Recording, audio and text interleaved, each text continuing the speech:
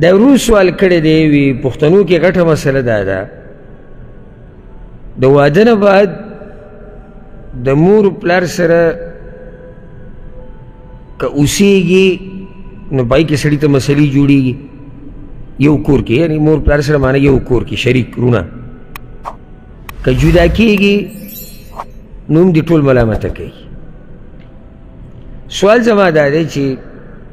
آیا د سلف صالحینو دور د صحابه کرامو په دور کې د هغوی ژوند څنګه و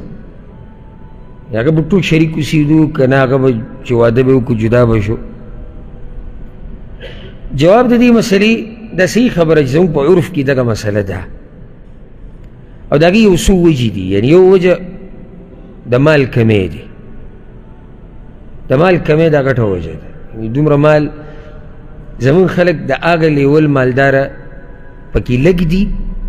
چې د هغه دا طاقت دی چې د هغه څومره زامن یې هغه ټولو له جدا جدا کورونه جوړ کړي او د واده سره یې جدا کړي که نه داسې نه ده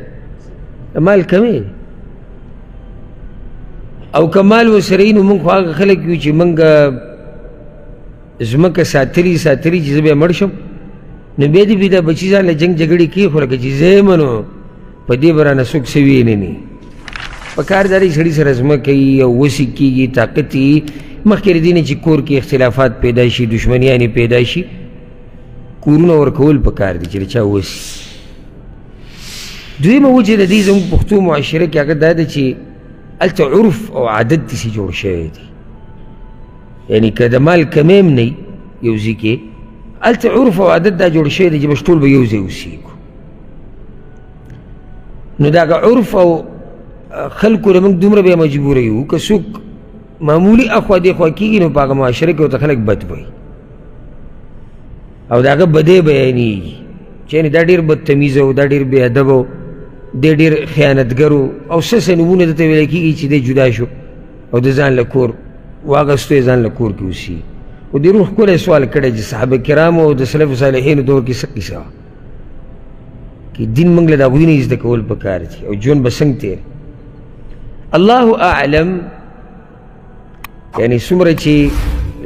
زما د دې کم علم او کمزوري علم مطابق چې ما څومره مطالعه کړې ده او څومره ما کتلي دي نو د صحابه کرامو غالبا عادت هغه دا و چې چا چې به واده وکړو هغه به ځان له به کور کې اوسېدو د مور پلار د کور نه علاوه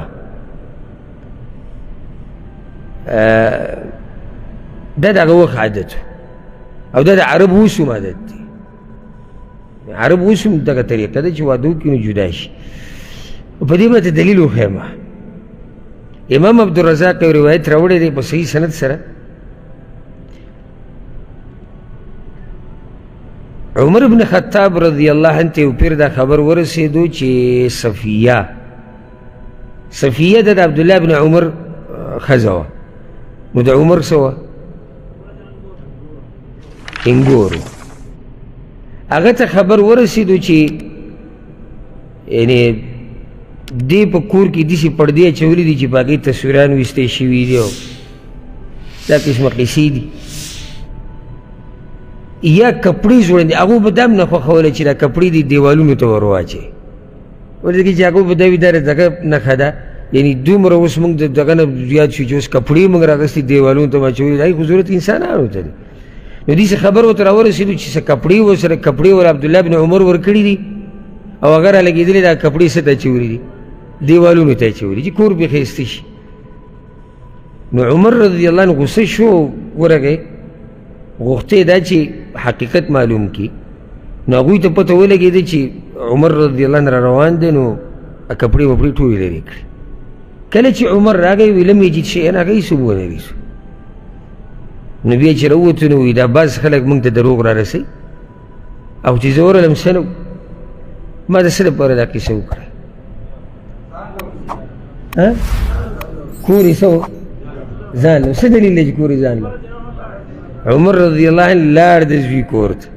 معنی دی چې هغه جدا اوسېدو خو د دې دا مطلب نه دی چې ټول صحابه کرام داسې وو یعنې د بعضو د واقعاتو نه داسې معلومېږي چې هغه ټول یو ځای اوسېدو یعنې د پلار سره اوسېدو یو ځای مطلب د پلار سره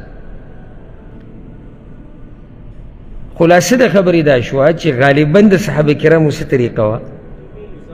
جدا به اوسېدو او کله داسې مې شوي دي چې د پلار سره اوسېږي